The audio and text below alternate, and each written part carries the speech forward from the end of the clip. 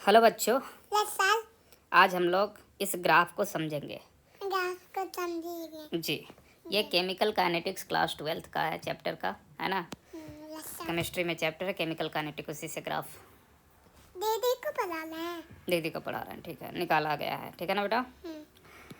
अब ये ग्राफ में क्या है हमारा, एक्स एक्सिस पे है काइनेटिक एनर्जी और वाई एक्सिस पे है फ्रैक्शन ऑफ मॉलिक्यूल्स, ठीक है। Yes sir.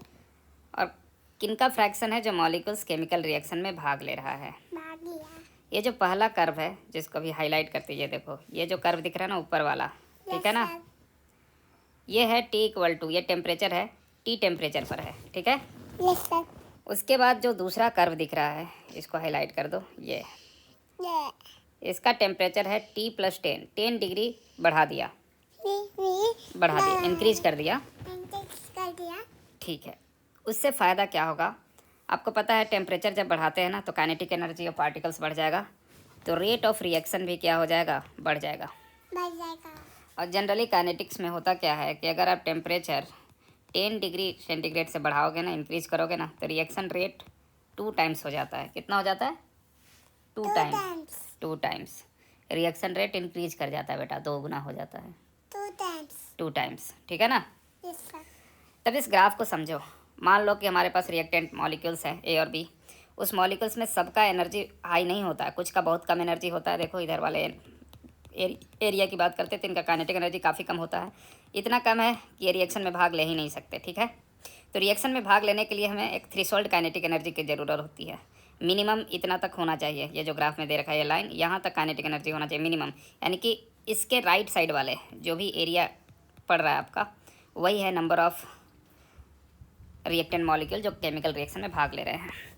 तो अगर आपने टेम्परेचर T लिया तो ये एरिया था, यानी कि ये नंबर ऑफ़ पार्टिकल्स था जो केमिकल रिएक्शन में भाग ले रहा है, और T+10 कर दिया तो ये एक्स्ट्रा एरिया और जुट गया, तो ऑलमोस्ट लग रहा है कि ये पहले से 2 गुना हो गया। अगर दो टोटल को ऐड कर दे तो डबल हो जाएगा। तो ये ग्राफ यही शो कर रहा है बेटा कि टेम्परेचर तुम बढ़ाओगे ना तो नंबर ऑफ़ पार्टिकल्स जो है ना, जिसका kinetic energy greater than threshold kinetic energy होगा, है ना, उसका नंबर भी इंक्रीज करेगा, और इससे क्या होगा, रेट ऑफ रिएक्शन इंक्रीज कर जाएगा। समझ में आया? हाँ।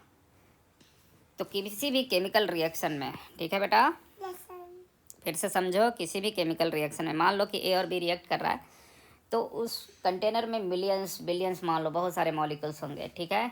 सबका काइनेटिक एनर्जी हाई नहीं होता, बहुत कम का हाई होता है, बहुत कम का हाई होता है ना। ये देख रहे हो ना, एरिया कितना कम है ये एरिया, और टेम्परेचर T+10 कर दिया, 10 डिग्री से बढ़ा दिया तो एरिया डबल हो गया, यानी कि इतना ही एरिया वाले पार्टिकल्स केमिकल रिएक्शन में भाग लेंगे, इधर वाले नहीं लेंगे। समझ में आया? और ये एरिया डबल हो गया जब T+10 कर दिया तो फिर याद करना कि with the rise of temperature by 10 degree centigrade rate of reaction generally doubles, ठीक है। ओके, सो से kindly like, share and subscribe. Thank you. Bye, Papa.